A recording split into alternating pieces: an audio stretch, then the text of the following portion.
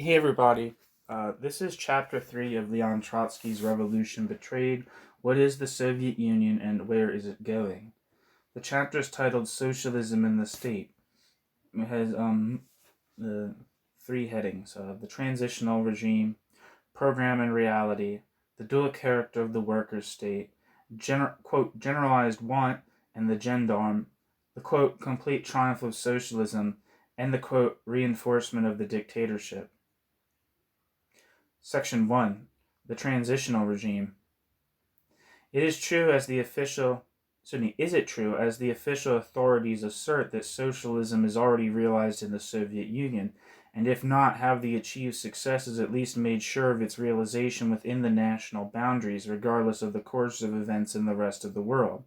The preceding critical appraisal of the chief indices of the Soviet economy ought to give us the point of departure for a correct answer to this question, but we shall require also certain preliminary theoretical points of reference.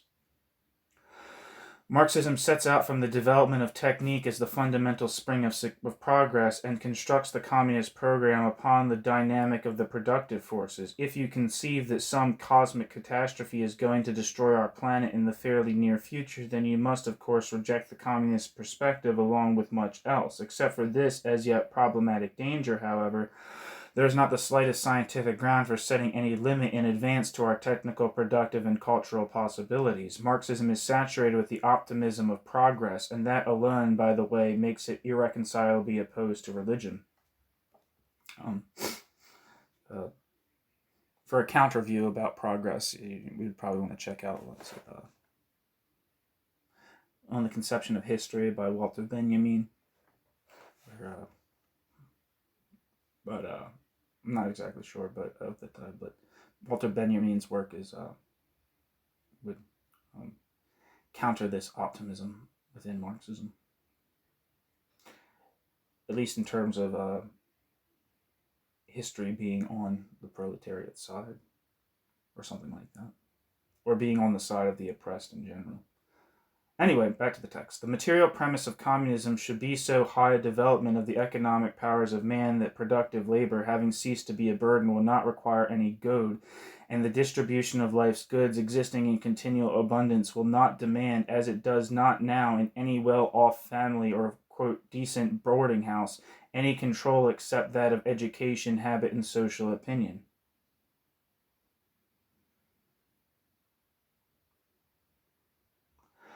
Speaking frankly, I think that it would be pretty dull-witted to consider such a really modest perspective, quote, utopian.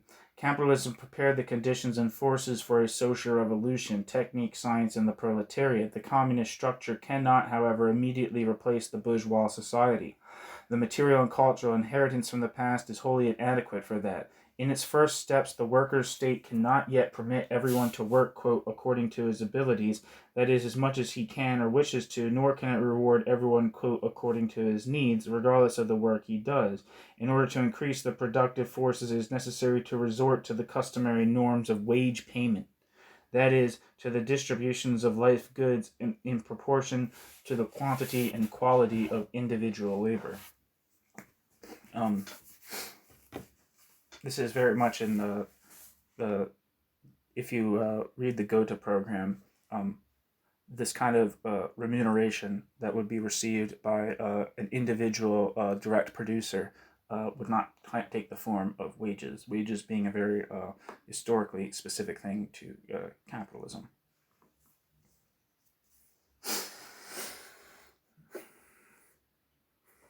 And its existence in ostensibly socialist society would suggest that socialism is not what those societies have achieved.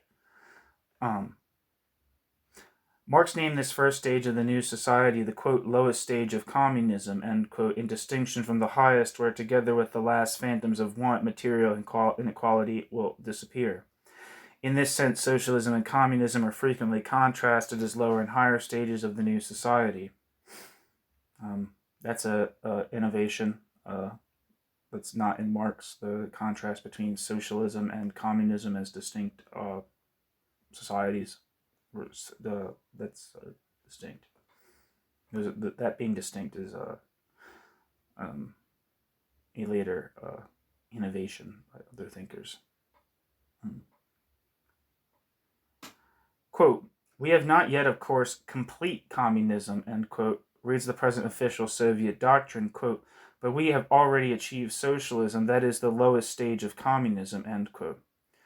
In proof of this, they adduce the dominance of the state trust and industry, the collective farms and agriculture, the state and cooperative enterprises, and commerce. At first glance, this gives a complete correspondence with the a priori and therefore hypothetical scheme of Marx.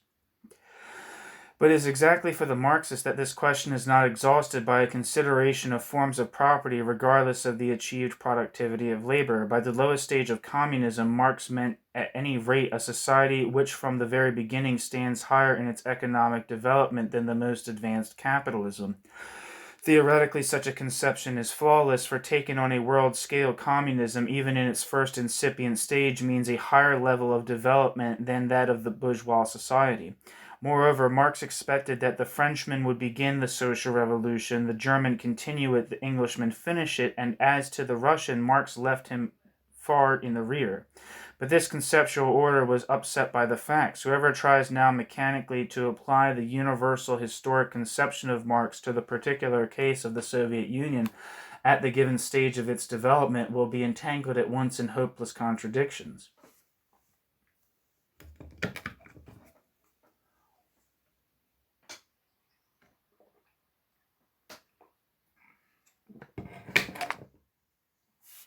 Russia was not the strongest but the weakest link in the chain. The present Soviet Union does not stand above the world level of economy, but is only trying to catch up to the capitalist countries. If Marx called that society which was to be formed upon the basis of socialization of the productive forces the most advanced capitalism of its epoch, the lowest stage of communism, then this designation obviously does not apply to the Soviet Union, which is still today considerably poorer in technique, culture, and good things of life than the capitalist countries. It would be truer, therefore, to name the present Soviet regime in all of its contradictoriness not a socialist regime, but a preparatory regime transitional from capitalism to socialism. There is not an ounce of pedantry in this concern for terminological accuracy. The strength and stability of regimes are determined in the long run by the relative productivity of their labor.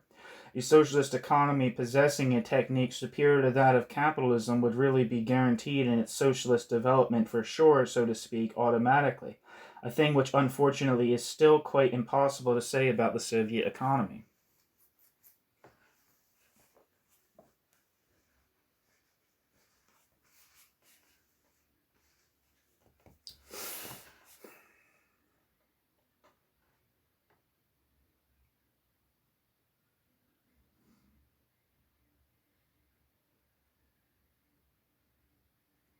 Yeah, just as a side note, this is what people like later on who come from a Trotskyist background, such as Cornelius Castoriadis, will critique about Marxism and even Marx himself, even though that's a little bit more debatable and people would challenge it. And, um,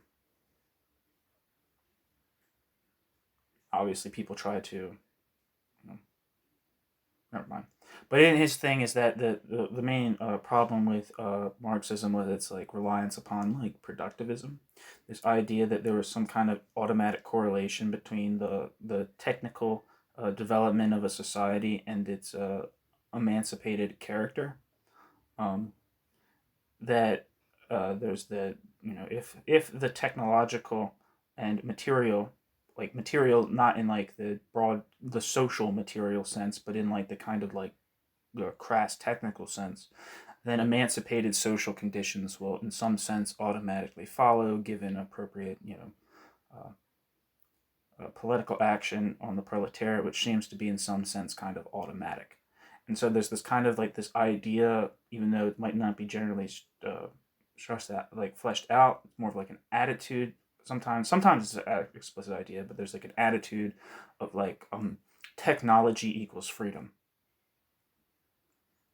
development equals freedom, like material progress equals social freedom.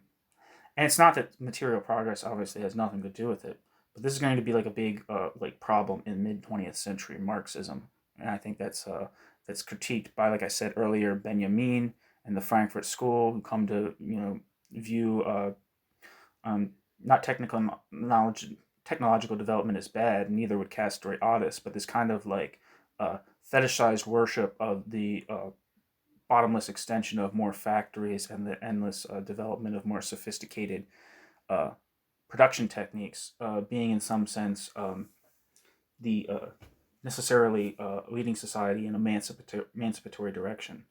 Um, and if you think that if you have this attitude that the technological sophistication of a society automatically will lead in some sense to, in some, however automatic, people debate, like, oh, no, he's not just a determinist, but if you assume that there's some kind of automatic correlation, the fallout of that, which I think is kind of characteristic of a lot of 20th century Marxism, is that the more industry you have, society will be freer, and therefore any kind of social sacrifices, no matter how much you exploit the living dog shit out of the direct producers, however much you degrade the environment, that's not as much of a consideration at this time, although it probably should have been. No matter how much you,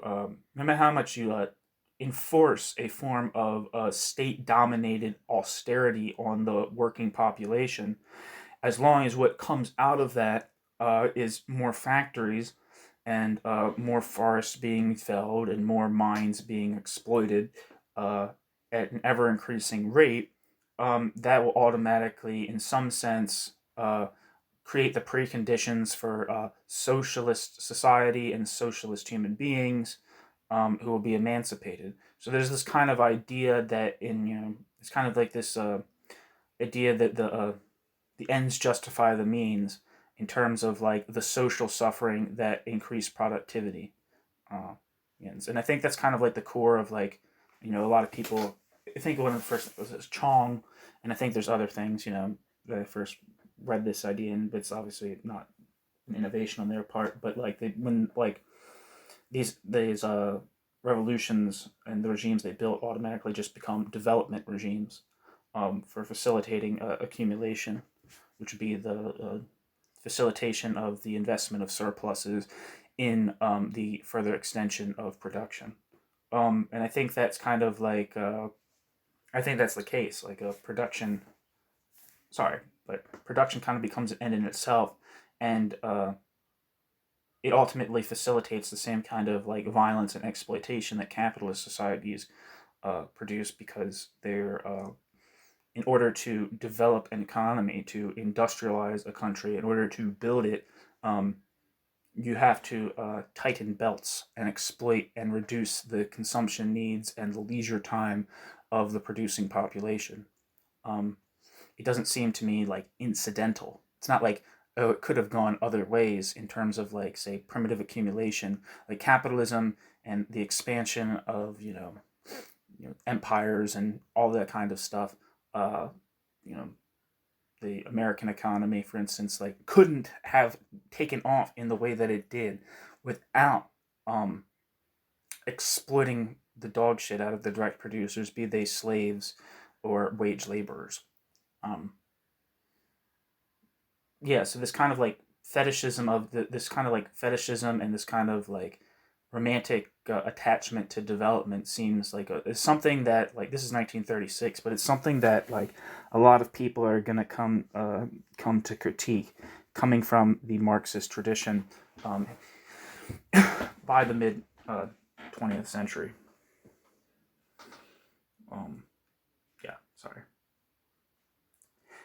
And even like I have a thing on here by Raniero Pansiari. It's like outlining the non-neutrality of technology, and I think this was written in like, I think he died in the early 60s, so it's probably written in like the late 50s, and some of those like some of the things that he's saying in that are like just so taken for granted now. By at least like critical Marxists, people who aren't just like getting their Marxism from fucking Jason Unruh or some fucking tanky YouTube channel. I feel like those like that very idea that there's a controversial point that technology and tech and development are not just like neutral entities that the working class can simply appropriate, being like a novel idea within the radical left, is and obviously he's not the only one saying it. Obviously, Socialism of Barbarie is saying that, and the kind of critiques of instrumental reason that are coming out of the Frankfurt School would question that, and it's just like surprising that it's like, I guess because I think that's what's interesting about history of ideas, I suppose, in general, is that the history of ideas lets you know that like the ideas that you kind of like take for granted weren't always necessarily taken for granted. And then reading this just kind of reminds me of like the extreme innovations that came out of critical Marxism in like the mid 20th century. So sorry for talking for so long, but you have to listen to my verbal marginalia while listening to this. I'm sorry. You'll have to. There's probably other recordings of this online, and you might have to read the book yourself if you don't want to hear me yammer. But I appreciate you hearing me yammer. And I just drank a fucking shit ton of coffee, if you can't tell. So must be an extra strong brew. I actually haven't drank that much. Anyway, Russia was not the strongest but the weakest link in the chain of capitalism. The present Soviet Union does not stand above the world level of economy, but is only trying to catch up to the capitalist countries. If Marx called that society, which was to be formed upon the basis of socialization of the productive forces, the most advanced capitalism of its epoch, the lowest stage of communism, then this designation obviously does not apply to the Soviet Union, which is still today considerably poorer in technique, culture, and the good things of life than the capitalist countries. It would be truer, therefore, to name the present Soviet regime in all of the present Soviet regimes' contradictoriness not as a socialist regime, but a preparatory regime transitional from capitalism to socialism. There is not an ounce of pedantry in this concern for terminological accuracy. The strength and stability of regimes are determined in the long run by the relative productivity of those regimes' labor. A socialist economy possessing a technique superior to that of capitalism would really be guaranteed in its socialist development for sure, so to speak, automatically, a thing which unfortunately it is still quite impossible to say about the Soviet economy.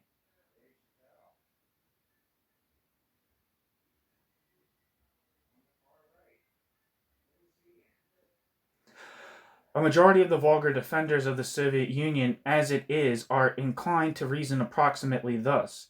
Even though you can see that the present Soviet regime is not yet socialistic, a further development of the productive forces on the present. What the fuck? There's some like serious typo here.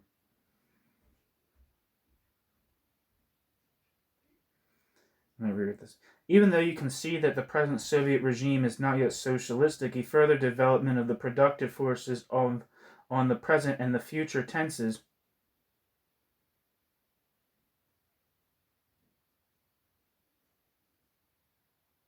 There's a big fuck up here. It's like someone fell asleep writing it. Fuck. I'll just read what it says.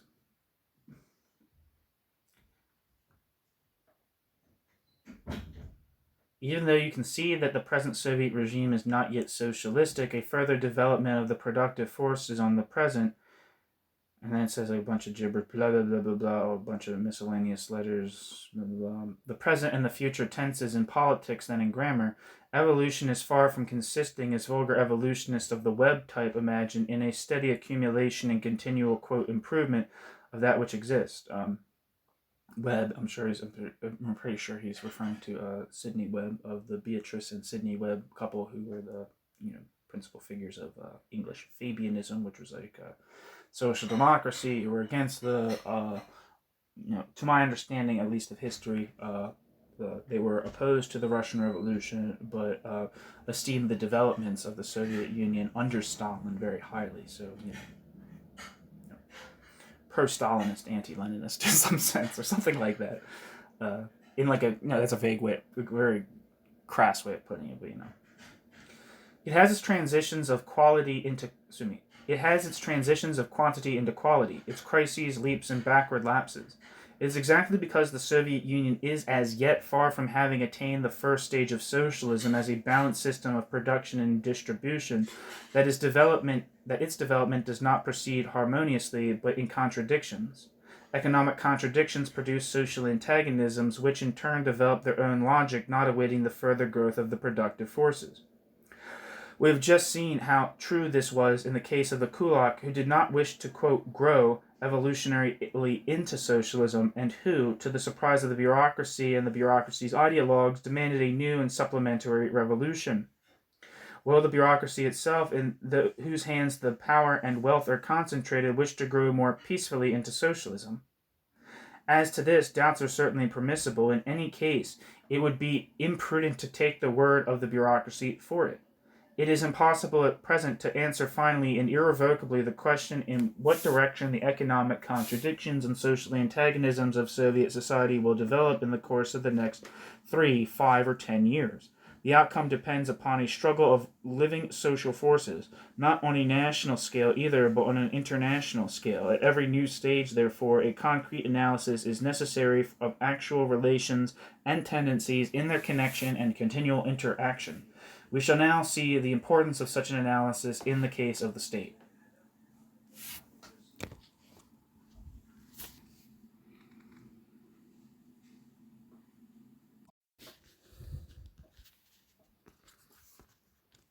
Two, program and reality. Lenin, following Marx and Engels, saw the first distinguishing features of the proletarian revolution in the fact that, having expropriated the exploiters, it would abolish the necessity of a bureaucratic apparatus raised above society and above all a police and standing army. Quote, the proletariat needs a state. This all the opportunists can tell you, end quote, wrote Lenin in 1917, 2 months before the seizure of power, quote, but they, the opportunists, forget to add that the proletariat needs only a dying state, that is, a state constructed in such a way that it immediately begins to die away and cannot help dying away, end quote. State and Revolution. This criticism was directed at the time against reformist socialists of the type of the Russian Mensheviks, British Fabians, etc. It now attacks with redoubled force the Soviet idolaters, what they're called a bureaucratic state which has not the slightest intention of, quote, dying away. The social demand for a bureaucracy arises in all those situations where sharp antagonisms need to be, quote, softened, quote, adjusted, quote, regulated, always in the interest of the privileged, the possessors, and always to the advantage of the bureaucracy itself. Throughout all bourgeois revolutions, therefore, no matter how democratic, there has occurred a reinforcement and perfecting of the bureaucratic apparatus. Quote, officialdom in the standing army, end quote, writes Lenin, quote, that is a, quote, parasite on the body of bourgeois society, a parasite created by the inner contradictions which tear this society, yet nothing but a parasite stopping up the living pores, end quote. Beginning with 1917, that is, from the moment when the conquest of power confronted the party as a practical problem, Lenin was continually occupied with the thought of liquidating this, quote, parasite. After the overthrow of the exploiting classes, Lenin repeats and explains in every chapter of State and Revolution, the proletariat will shatter the old bureaucratic machine and create its own apparatus out of employees and workers, and it will take measures against their turning into bureaucrats. Quote,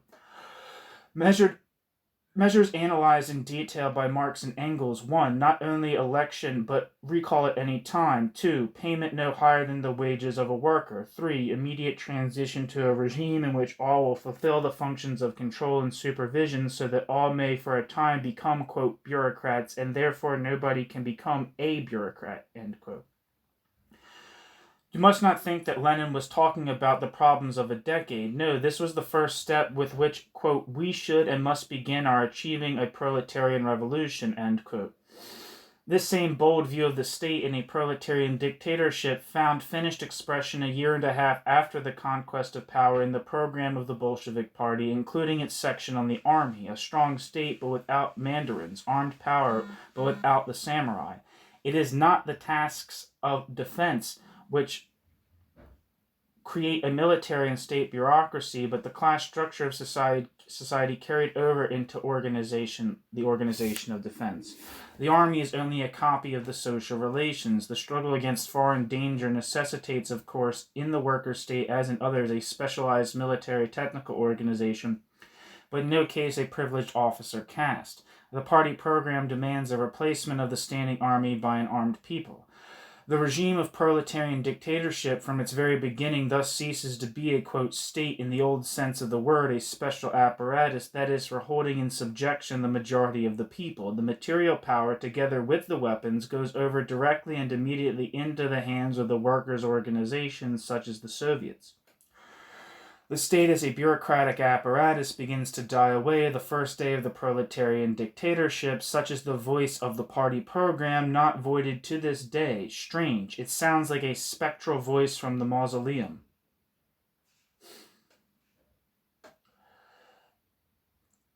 That being like a reference to Lenin, I'm guessing.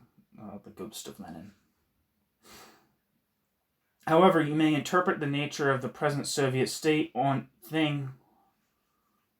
However you may interpret the nature of the present Soviet state, one thing is indubitable. At the end of its second decade of existence, it has not only died away, but not begun to, quote, die away. Worse than that, it has grown into a hitherto unheard of apparatus of compulsion. The bureaucracy not only has not disappeared, yielded its place to the masters, but has turned into an uncontrolled force dominating the masses. The army not only has not been replaced by an armed people, but has given birth to a privileged officers' caste crowned with marshals, while the people, quote, the armed bearers of the dictatorship, end quote, are now forbidden in the Soviet Union to carry even non-explosive weapons.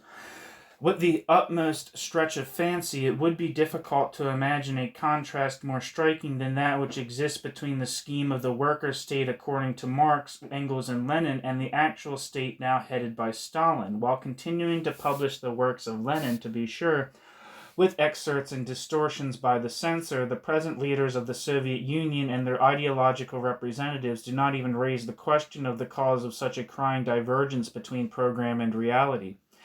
We will try to do this for them. 3. The dual character of the worker state. The proletarian dictatorship is just a bridge between the bourgeois and the socialist society. In its very essence, therefore, it bears a temporary character on an incidental but very essential task of the state which realizes the dictatorship consists in preparing for its own dissolution. The degree of the realization of this, quote, incidental task is to some extent a measure of its success in the fulfillment of its fundamental mission. The constitution of a society without classes and without material contradictions, bureaucracy and social harmony are inversely proportional to each other. In his famous polemic against Düring, Engels wrote, quote, when together with class domination and the struggle for individual existence created by the present anarchy in production, those conflicts and excesses which result from this struggle disappear. From that time on, there will be nothing to suppress, and there will be no need for a special instrument of suppression, the state, end quote.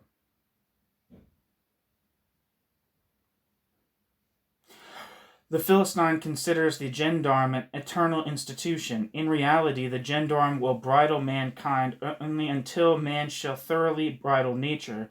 In order that the state shall disappear, quote, class domination and the struggle for individual existence, end quote, must disappear. Engels joins these two conditions together, for in the perspective of changing social regimes, a few decades amount to nothing, but the thing looks different to those generations who bear the weight of revolution. It is true that capitalist anarchy creates the struggle of each against all, but the trouble is that a socialization of the means of production does not yet automatically remove the, quote, struggle for individual existence, end quote. This is the nub of the question. A socialized state, even in America, on the basis of the most advanced capitalism, could not immediately provide everyone with as much as he needs and would therefore be compelled to spur everyone to produce as much as possible. The duty of the stimulator in these circumstances naturally falls to the state, which in its turn cannot but resort with various changes and mitigations to the method of labor payment worked out by capitalism. It was in this sense that Marx wrote in 1875, I don't know if this is from the Critique of the Goethe Program, but that's when the Critique of the Goethe Program was published, quote, bourgeois law is inevitable in the first phase of the communist society, in that form in which communist society issues after long labor pains from capitalist society. Law can never be higher than the economic structure and the cultural development of society conditioned by that structure, end quote. In explaining these remarkable lines, Lenin adds, quote, bourgeois law in relation to the distribution of the objects of consumption assumes, of course, inevitably a bourgeois state, for law is nothing without an apparatus capable of compelling the observance of its norms. It follows, we are still quoting Lenin, that under communism not only will bourgeois law survive for a certain time, but also even a bourgeois state without the bourgeoisie, exclamation point, end quote. This highly significant conclusion, completely ignored by the present official theoreticians, has a decisive significance for the understanding of the nature of the Soviet state, or more accurately, for a first approach to such understanding. Insofar as the state which assumes the task of socialist transformation is compelled to defend inequality, that is, the material privileges of a minority, by methods of compulsion, insofar as it also remains a, quote, bourgeois state, insofar does it also remain a, quote, bourgeois state. Even though without a bourgeoisie, these words contain neither praise nor blame, they name things with their real name. The bourgeois norms of distribution, by hastening the growth of material power, ought to serve socialist aims, but only in the last analysis. The state assumes directly and from the very beginning a dual character, socialistic insofar as the state defends social property and the means of production, bourgeois insofar as the distribution of life's goods is carried out with a capitalistic measure of value and all the consequences ensuing therefrom. That's a misreading of the critique of the Gotha program. Distribution of goods in the first lower phase of communism is not capitalistically distributed. It's distributed on the basis of work input into the, which is assumed to be directly social, and remunerated on the basis of a standard of concrete inputs of labor time, not from wages, which is distributed on the basis of a balance of never mind. But yeah, it's an incorrect reading of the critique of the Gotha program by most, according to most contemporary Marxologists.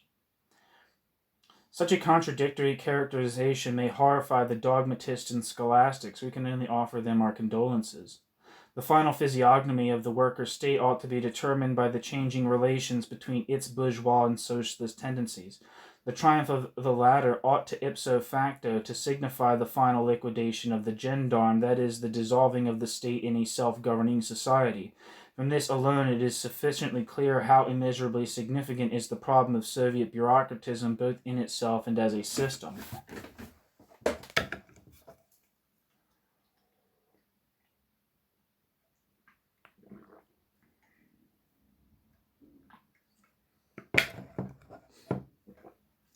It is because Lenin, in accord with his whole intellectual temper, gave an extremely sharpened expression to the conception of Marx, that he revealed the source of the future difficulties, his own among them, although he did not himself succeed in carrying his analysis through to the end.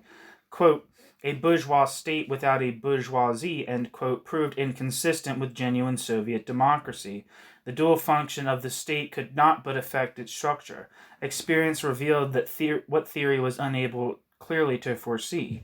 If for the defense of socialized property against bourgeois counter-revolution a, quote, state of armed workers, end quote, was fully adequate, it was a very different matter to regulate inequalities in the sphere of consumption. Those deprived of property are not inclined to create and defend it. Those deprived of property are not inclined to create and defend property. The majority cannot concern itself with the privileges of the minority. For the defense of, quote, bourgeois law, the worker state was compelled to create a, quote, bourgeois type of instrument, that is, the same old gendarme, although in a new uniform. We have thus taken the first step toward understanding the fundamental contradictions between Bolshevik program and Soviet reality. If the state does not die away but grows more and more despotic, if the plenipotentiaries of the working class become bureaucratized and the bureaucracy rises above the new society, this is not for some secondary reasons like the psychological relics of the past, etc., but is a result of the iron necessity to give birth to and support a privileged minority so long as it is impossible to guarantee genuine equality.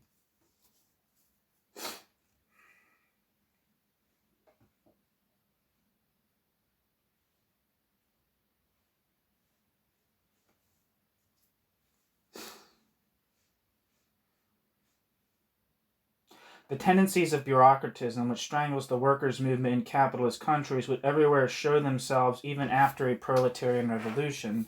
But it is perfectly obvious that the poorer the society which issues from a revolution, the sterner and more naked would be the expression of this, quote, law. The more crude would be the forms assumed by bureaucratism, and the more dangerous would it become for socialist development. The Soviet state is prevented not only from dying away, but even from freeing itself of the bureaucratic parasite, not by the, quote, relics of former ruling classes, as declares the naked police doctrine of Stalin, for those relics are powerless in themselves. It is prevented by immeasurably mightier factors, such as material want, cultural backwardness, and the resulting dominance of, quote, bourgeois law, in what most immediately and sharply touches every human being, the business of ensuring his personal existence. 4. Quote, Generalized want and the Gendarme.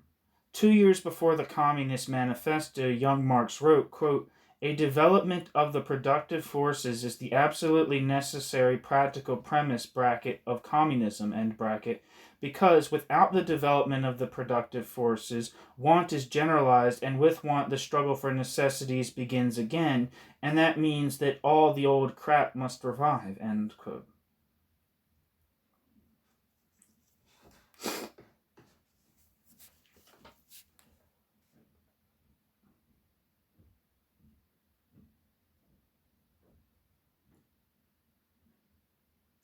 This thought Marx never directly developed for no accidental reason. Marx never foresaw a proletarian revolution in a backward country. Lenin also never dwelt upon it, and this too was not accidental. He did not foresee so prolonged an isolation of the Soviet state. Nevertheless, the citation, merely an abstract construction with Marx, an inference from the opposite, provides an indispensable theoretical key to the wholly concrete difficulties and sicknesses of the Soviet regime.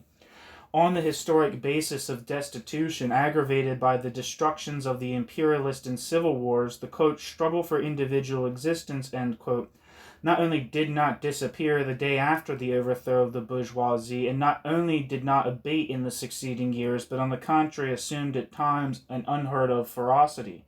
Need we recall that certain regions of the country have twice gone to the point of cannibalism? The distance separating Tsarist Russia from the West can really be appreciated only now, in the most favorable conditions, that is, in the absence of inner disturbances and external catastrophes. It would require several more 5-year periods before the Soviet Union could fully assimilate those economic and educative achievements upon which the firstborn nations of capitalist civilization have expended centuries. The application of socialist methods for the solution of pre-socialist problems, that is the very essence of the present economic and cultural work in the Soviet Union. The Soviet Union, to be sure, even now excels in productive forces the most advanced countries of the epoch of Marx. But in the first place, in the historic rivalry of two regimes, it is not so much a question of absolutely as relative levels. Absolute as relative levels. The Soviet economy opposes the capitalism of Hitler, Baldwin, and Roosevelt, not Bismarck, Palmerston, or Abraham Lincoln. And in the second place, the very scope of human demands changes fundamentally with the growth of world technique. The contemporaries of Marx knew nothing of automobiles, radios, moving pictures, aeroplanes. A socialist society, however, is unthinkable without the free enjoyment of these goods. Quote, the lowest stage of communism, end quote, to employ the term of Marx, begins at the level to which the most advanced capitalism has drawn near. The real program of the coming Soviet 5-year plan, however, is to, quote, catch up with Europe and America, end quote, The construction of a network of outroads and asphalt highways in the measureless spaces of the Soviet Union will require much more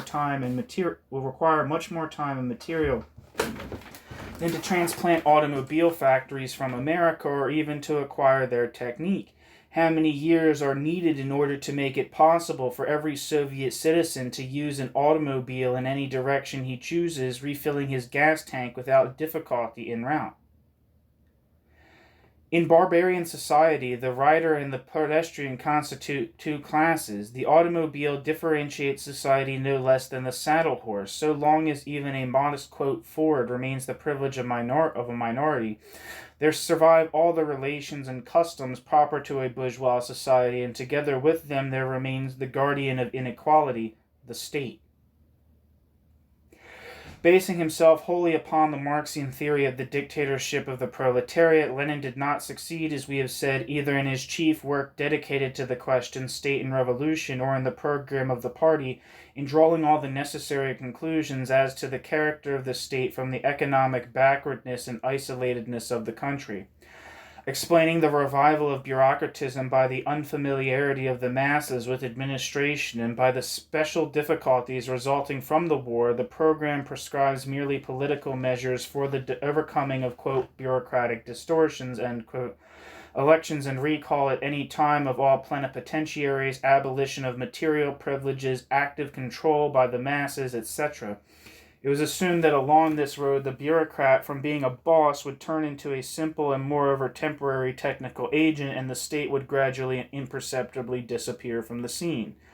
This obvious underestimation of impending difficulties is explained by the fact that the program was based wholly upon an international perspective. Quote, the October Revolution in Russia has realized the dictatorship of the proletariat, ...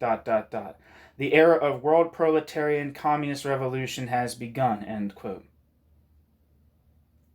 These were the introductory lines of the program. Their authors not only did not set themselves the aim of constructing, quote, socialism in a single country, end quote. This idea had not entered anybody's head, and least of all Stalin's, but they also did not touch the question as to what character the Soviet state would assume if compelled for as long as 2 decades to solve in isolation those economic and cultural problems which advanced capitalism had solved so long ago. The post-war revolutionary crisis did not lead to the victory of socialism in Europe. The Social Democrats rescued the bourgeoisie. That period, which to Lenin and his colleagues looked like a short, quote, breathing spell, end quote, has stretched out to a whole historical epoch. The contradictory social structure of the Soviet Union and the ultra-bureaucratic character of its state are the direct consequences of this unique and, quote, unforeseen, end quote, historical pause, which has at the same time led in the capitalist countries to fascism or the pre-fascist reaction. While the first attempt to create a state cleansed of bureaucratism fell foul, in the first place of the unfamiliarity of the masses with self-government, the lack of qualified workers devoted to socialism, etc., it very soon after these immediate difficulties encountered others more profound. That reduction of the state to functions of, quote, accounting and control, end quote, with a continual narrowing of the functions of compulsion demanded by the party program, assumed at least a relative condition of general contentment. Just this necessary condition was lacking. No help came from the West. The power of democratic Soviets proved cramping, even unendurable, when the task of the day was to accommodate those privileged groups whose existence was necessary for defense, for industry, for technique, and science. In this decidedly not, quote, socialistic, end quote, operation, taking from 10 and giving to 1, these crystallized out and developed a powerful cast of specialists in distribution. How and why this is, however, that the enormous economic successes of the recent period have led not to a mitigation, but on the contrary to a sharpening of inequalities, and at the same time to a further growth of bureaucratism, such that from being a, quote, distortion, end quote, it has now become a system of administration. Before attempting to answer this question, let us hear how the authoritative leaders of the Soviet bureaucracy look upon their own regime.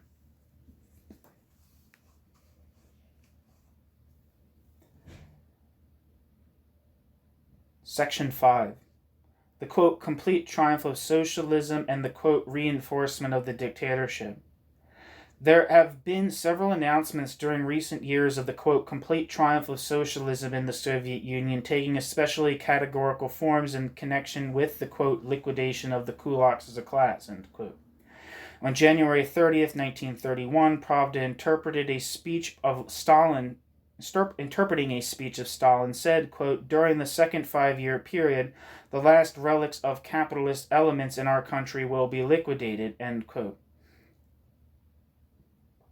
From the point of view of this perspective, the state ought conclusively to die away during the same period, for where the, quote, last relics of capitalism are liquidated, the state has nothing to do. Quote, the Soviet power, end quote, says the program of the Bolshevik Party on this subject, quote, openly recognizes the inevitability of the class character of every state so long as the division of society into classes, and therewith all state power has not completely disappeared, end quote. However, when certain incautious Moscow theoreticians attempted, from the liquidation of the, quote, last relics, end quote, of capitalism taken on faith, to infer the dying away of the state, the bureaucracy immediately declared such theories, quote, counter-revolutionary.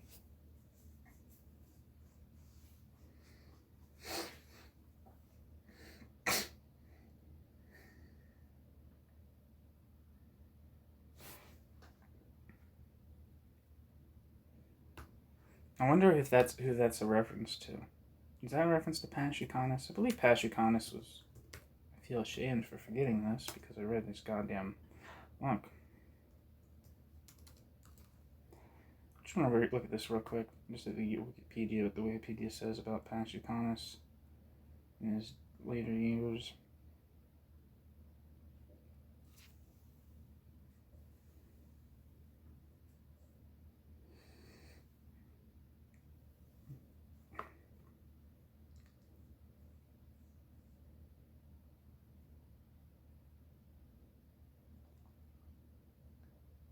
Okay, yeah, I think this is kind of sort of in, maybe it's not, but it kind of seems like related to the fate of Pashukanis.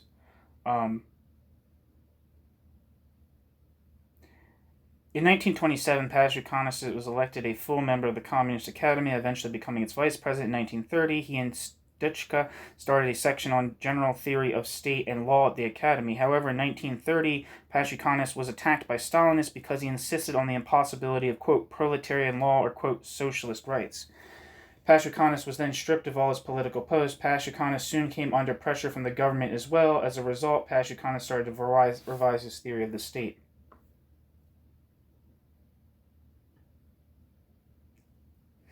It is unclear whether Pashukanis' transformation was simply the result of fear for his safety or whether he actually changed his mind.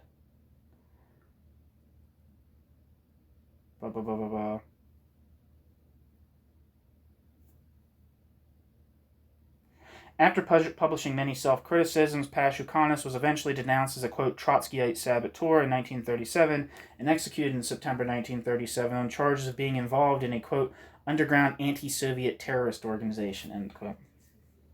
Pashukanis was posthumously rehabilitated in 1957, although his theories were not adopted by mainstream Soviet jurisprudence at this time. So yeah, questioning the compatibility of socialism and the state within the Soviet Union seemed a pretty easy way to get yourself persecuted. So I feel like that's what this last line was in reference to. Maybe not particularly to Pashukanis. Maybe Pashukanis wasn't the only person saying this, but however, when certain incautious, I'll reread the sentence that I just read and the reason why I had to look up that quick thing about Pashukanis. It says, however, when certain incautious Moscow theoreticians attempted, from the liquidation of the, quote, last relics, end quote, of capitalism taken on faith, to infer the dying away of the state, the bureaucracy immediately declared such theories, quote, counter-revolutionary. Where lies the theoretical mistake of the bureaucracy in the basic premise of, or the conclusion? Where lies the theoretical mistake of the bureaucracy? In the basic premise or the conclusion? In the one and the other. To the first announcement of, quote, complete triumph, the left opposition answered, "You must not limit yourself to the socio-juridical form of relations which are unripe, contradictory, in agriculture still very unstable, abstracting from the fundamental criterion, level of the productive forces. Juridical forms themselves have an essentially different social content in dependence from the height of the technical level." Quote, "Law can never be higher than the economic structure and the cultural level conditioned by it," end quote. Marx. "Soviet forms of property on a basis of the most modern achievements of American technique transplanted into all branches of economic life, that would indeed be the first stage of socialism. Soviet forms with a low productivity of labor mean only a transitional regime whose destiny history has not yet finally weighed." Quote, "Is it not monstrous," end quote, we, the left opposition, wrote in March 1932, quote, "The country cannot get out of a famine of goods. There is a stoppage of supplies at every step. Children lack milk. But the official oracles announce, quote, the country has entered into the period of socialism," end quote. Would it be possible more viciously to compromise the name of socialism, end quote? Karl Radek,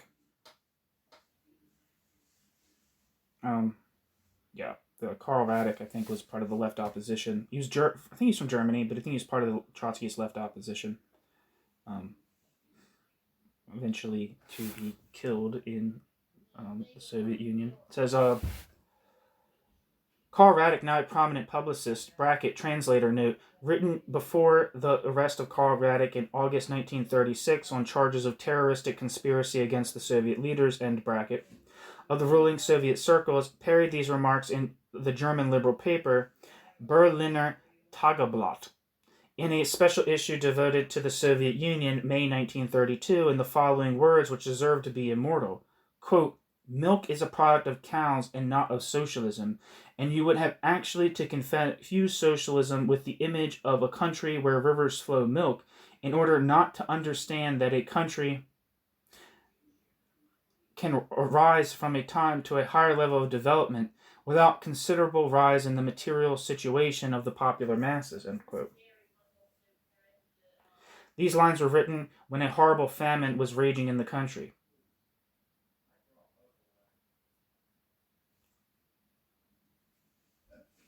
Socialism is a structure of planned to the end of the best satisfaction. I don't know if it's supposed to say planning. It says planned. But socialism is a structure of planning to the end of the best satisfaction of human needs. Otherwise, socialism does not deserve the name of socialism. If cows are socialized, but there are too few of cows, or the cows have too meager udders, then conflicts arise out of the inadequate supply of milk. Conflicts between city and country, between collectives and individual peasants, between different state of the proletariat, between the whole toiling mass and bureaucracy. It was in fact the socialization of the cows which led to their mass extermination by the peasants. Social conflicts created by want can in their turn lead to a resurrection of, quote, all the old crap, end quote. Such was, in essence, our answer. The Seventh Congress of the Communist International, in a resolution of August 29, 1935, solemnly affirmed that in the sum total of the successes of the nationalized industries, the achievement of collectivization, the crowding out of capitalist elements, and the liquidation of the kulaks as a class, quote, the final and irrevocable triumph of socialism and the all-sided reinforcement of the state of the proletarian dictatorship is achieved in the Soviet Union, end quote. With all its categorical tone, this testimony of the Communist International is wholly self-contradictory. If socialism has, quote, finally and irrevocably, end quote, triumphed, not as a principle, but as a living social regime, then a renewed, quote, reinforcement, end quote, of the dictatorship is obvious nonsense. And, on the contrary, if the reinforcement of the dictatorship is evoked by the real demands of the regime, that means that the triumph of socialism is still remote. Not only a Marxist, but any realistic political thinker ought to understand that the very necessity of, quote, reinforcing the dictatorship, that is, governmental repression, testifies not to the triumph of a classless harmony, but to the growth of new social antagonisms.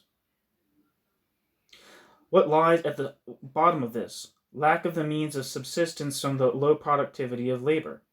Lenin once characterized as socialism as, quote, the Soviet power plus electrification, end quote. That epigram, whose one-sidedness was due to the propaganda aims of the moment, assumed at least as a minimum starting point the capitalist level of electrification. At present in the Soviet Union, there is 1/3 as much electrical energy per head of the population as in the advanced countries. If you take into consideration that the Soviets have given place in the meantime to a political machine that is independent of the masses, the Communist International has nothing left but to declare that socialism is bureaucratic power plus 1/3 of the capitalist electrification. Such a definition would be photographically accurate, but for socialism it is not quite enough. In a speech to the Stakhanovists in November 1935, Stalin, obedient to the empirical aims of the conference, unexpectedly announced, quote, why can and should and necessarily will socialism conquer the capitalist system of economy? Because it can give ... a higher productivity of labor, end quote. Incidentally, rejecting the resolution of the Communist International adopted 3 months before upon the same question, and also his own oft-repeated announcements, Stalin here speaks of the, quote, triumph of socialism in the future. Socialism will conquer the capitalist system, Stalin says, when socialism surpasses it in the productivity of labor. Surpasses the capitalist system. Not only the tenses of the verbs, but the social criteria change, as we see from moment to moment. It is certainly not easy for the Soviet citizen to keep up with the, quote, general line. Finally, on March 1st, 1936, in a conversation with Roy Howard, Stalin offered a new definition of the Soviet regime. Quote, that social organization which we have created may be called a Soviet socialist organization, still not wholly completed, but at root a socialist organization of society, end quote. In this purposely vague definition, there are almost as many contradictions as there are words. The social organization is called, quote, Soviet Socialist, end quote, but the Soviets are a form of state and socialism is a social regime. These designations are not only not identical, but from the point of view of our interest, antagonistic. Insofar as the social organization has become socialistic, the Soviets ought to drop away like the scaffolding after a building is finished. Stalin introduced a correction. Socialism is, quote, still not wholly completed, end quote. What does, quote, not wholly, end quote, mean? By 5% or by 75%? This they do not tell us, just as they do not tell us what they mean by an organization of society that is, quote, socialistic at root, end quote. Do they mean forms of property or technique? The very mistiness of the definition, however, implies a retreat from the immeasurably more categorical formula of 1931 to 35.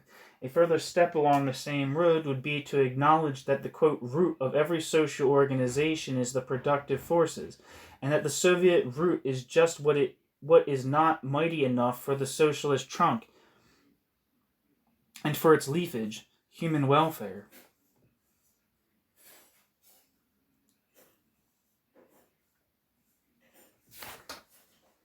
Thanks for listening.